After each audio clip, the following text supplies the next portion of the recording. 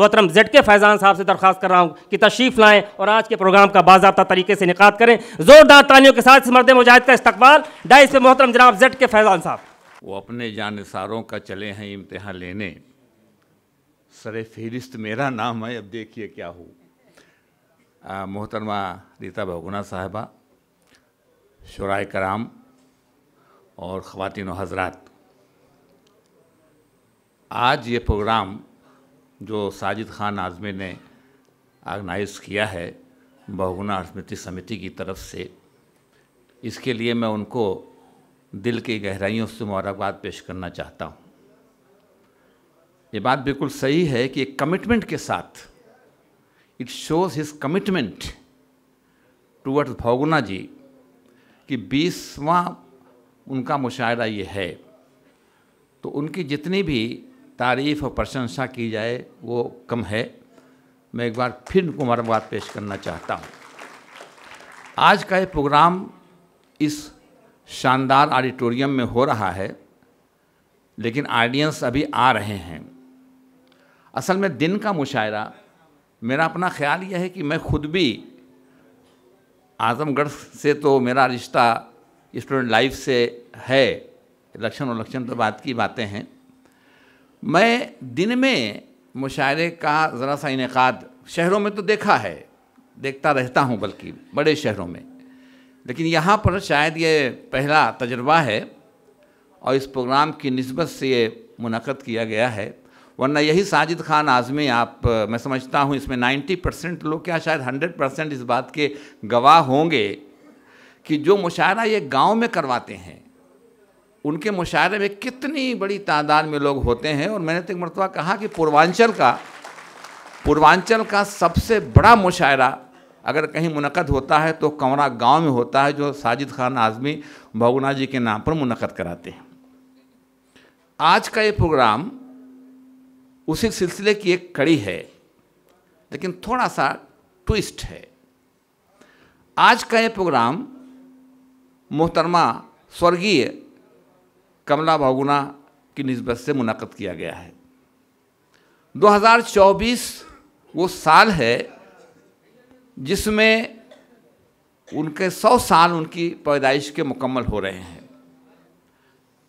बहुगुना स्मृति समिति ने फैसला किया कि इस साल को कमला बहुगुना के यौम पैदाइश के जश्न की शक्ल में इसको मनाया जाए। चुनांचे बहुत सारे प्रोग्राम मुनक़द किए गए, उत्तराखंड में, यूपी में, बाहर भी अलग अलग तरीक़े के। उसमें एक प्रोग्राम ये भी है, उसी सिलसिले की एक कड़ी है जो आज हम इस बज़्म इस हाल में इकट्ठा है। नाउ हु वाज कमला बहुगुना? मैं जब बहुगुना जी, ठीक है वो उनकी शरीक हयात थीं, लेकिन जब बहुगुना जी के ताल्लुक़ से उनका तारुफ बार बार कराया जाता है तो मुझे कहीं ना कहीं थोड़ी सी ये बात चुभती है। इसमें कोई दो राय नहीं, उसे इनकार ही नहीं किया जा सकता कि वो उनकी अज़दवाजी ज़िंदगी में उनके साथ थी, मगर she was a leader in herself. वो मेंबर पार्लियामेंट थी रही, वो स्वतंत्रता संग्राम सेनानी थी। That is more important, and to become a leader is important. MP, MLA, मंत्री, मैं माफ़ी चाहता हूँ, लोग बनते हैं, बिगड़ जाते हैं, लीडर जिंदा रहता है। शी वॉज ए लीडर, वो फ्रीडम फाइटर थी। मैं बहुगुना जी के साथ रहा पॉलिटिकली, वो मेरे पॉलिटिकल मेंटर थे।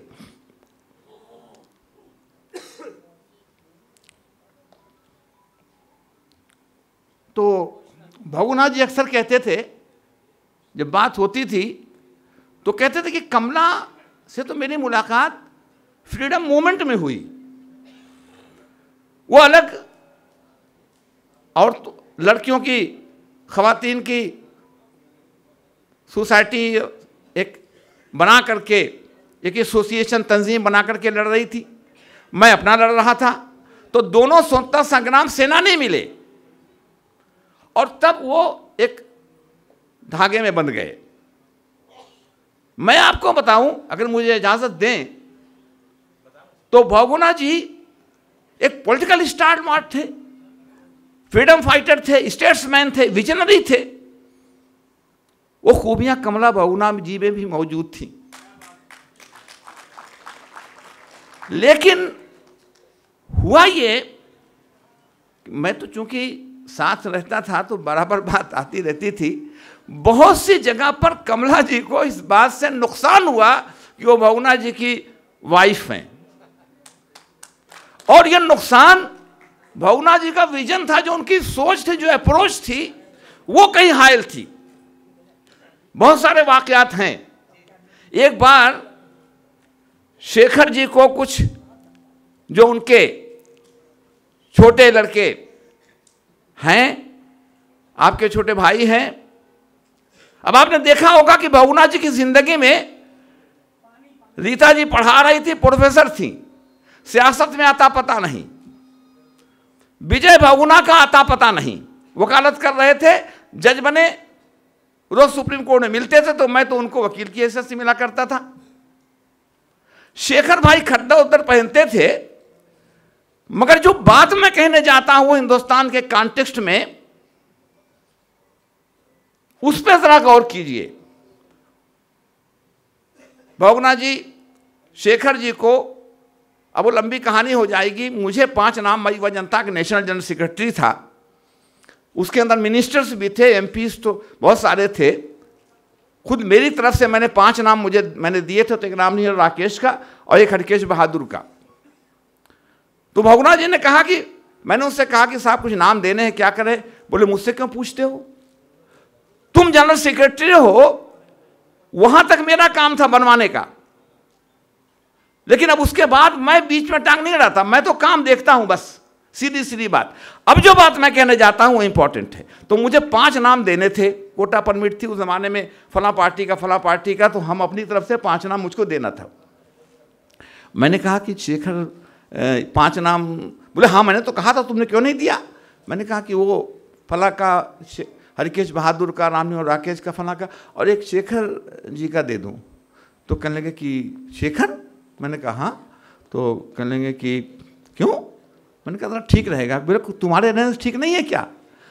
तो कहा है उसने क्या? मैंने कहा नहीं नहीं, वो मैं देना चाहता हूं। अब देखिए, उन्होंने चश्मा, जिस पे हम लोग हंसते थे, अब हम खुद लगाते हैं वही चश्मा, ऐसे उन्होंने देखा, चश्मा लगाए हुए थे, ऐसे करके कहने लगे ऐसा है जनाब। तो जब वो रहते थे तो बड़ा अलकाब आदाब बांटते थे। कहने लगे ऐसा है जनाब कि अब कुछ भी हो, तुम बड़े भारी नेता बन गए हो, लेकिन बहुगुणा को अभी मत समझाओ। उनका स्टाइल था। कहने लगे कि जाकर के मना कर देना और कहना कि बहुगुणा ने मना कर दिया, और सुनो, जैसे चाहो संगठन चलाओ, लेकिन अगर मेरे परिवार से किसी का नाम कभी देने की बात आएगी तो तुम मुझसे पूछ लेना, और पूछने की जरूरत नहीं है, मैं नो कहना चाहता हूं। ये बहुगुणा थे। उन्होंने कहा कि मैं परिवारवाद के खिलाफ लड़ रहा हूं, लोग क्या कहेंगे? खुद नेता कहने लगा कि कमला तो अपने बिहाफ पे नेता है, फ्रीडम मूवमेंट में मेरी मुलाकात हुई, लेकिन लोग इसी को कह रहे हैं कि साहब मियाँ बीवी और बीवी भी नहीं, ये सब नहीं चलेगा, मैं तो परिवारवाद के खिलाफ हूं। आज राजनीति सियासत कहाँ जा रही है, मैंने इस कॉन्टेस्ट में ये बात कही, और मैंने इसी कॉन्टेस्ट में ये बात कहना ज़रूरी समझा कि वो कमला जी को कहीं कहीं बहुगुणा जी की जो अप्रोच थी, उनका जो विजन था, उनका जो स्टेचर था, वो सारी चीज़ें कहीं कहीं कमला जी को आगे आने में, लेकिन बहरहाल कमला जी पीछे रह करके, पर्दे से पीछे रह करके, वो एक बहुगुणा जी का उन्होंने पूरे मूवमेंट में साथ दिया, पूरे उसमें साथ दिया, और बहुत अच्छे ढंग से वो रहीं। तो कमला जी अपने आप में नेता थी। कमला जी अपने, ये सब चीज़ें सेकेंडरी में मानता हूँ, एमपी होना, फला होना, ठेका होना। विजनरी थी, लीडर थी, उनके नाम पर आज ये प्रोग्राम मुनक़द किया जा रहा है। बहुत ज़्यादा बोलने और कहने का वक्त नहीं है। मैं तो डरता रहता हूँ जब बोलता हूँ कि वो कहीं पर्ची इधर से ना आ जाए। अब साजिद खान को मैं दाएँ बाएँ देखता हूँ तो साजिद को देखता हूँ, पर्ची तो नहीं भिजवा रहा है ये। दूसरी बात कि आज का ये प्रोग्राम कवि सम्मेलन मुशायरा, देखिए ऐसा है, सवाल जवाब का हर चीज़ का एक वक्त होता है। सवाल अच्छी चीज़ है, लेकिन इस वक्त नहीं, इसके बाद आप सवाल करिए, या ये कि कोई इस तरह की बात हो तो उससे अच्छा रहेगा। एनीवे, हाँ, मैं ये अर्ज़ कर रहा था कि वो तो एक पहलू था आज के इस प्रोग्राम का। वो प्रोग्राम जो है that is followed by mushaira and kavi sammelan. शुरा कराम हमारे बीच में हैं, कवि और कवित्री हजरात साहबा हमारे बीच में हैं। उर्दू के ताल्लुक़ से बहुत कुछ कहा जा सकता है। ये तो एक आम बात है कि उर्दू बड़ी शीरीं ज़बान है, बड़ी मीठी ज़बान है। मैं गुलचा हूँ, मैं खुशबू हूँ, मैं शीरीनी, मैं जादू हूँ, मोहब्बत की ज़बान ऐलान करती है, मैं उर्दू हूँ। ये है, लेकिन कहीं कहीं जब उर्दू की बात आती है तो दिल में कुछ और ख्याल आता है कि आज उर्दू, इन तमाम अभी जंग आज़ादी के नारों की बात कही गई, लेकिन उसके बावजूद उर्दू कहाँ खड़ी हुई है। उसमें ज़िम्मेदारी एक तरफ सरकार की है, एक तरफ हमारी भी ज़िम्मेदारी है। तो सरकार से मुतालबा करना तो एक अलग बात है, और अपनी ज़िम्मेदारियों को पूरा करना एक अलग बात है। उर्दू है जिसका नाम हम ही जानते हैं दाग, सारे जहाँ में धूम हमारी ज़बां की है। लेकिन हमको उसको ज़िंदा रखने के लिए कुछ कहीं न कहीं करना पड़ेगा। बदकिस्मती ये है, अलमिया ये है कि उर्दू जो यही पैदा हुई, यही बड़ी लश्करी ज़बान है, लेकिन वो ज़बान आज अपने ही मुल्क में उसको एक ख़ास मज़हब की ज़बान करार दे दिया गया है। ये इसकी बदकिस्मती है, ये अलमिया है इस ज़बान का, हमारा और हिंदुस्तान का।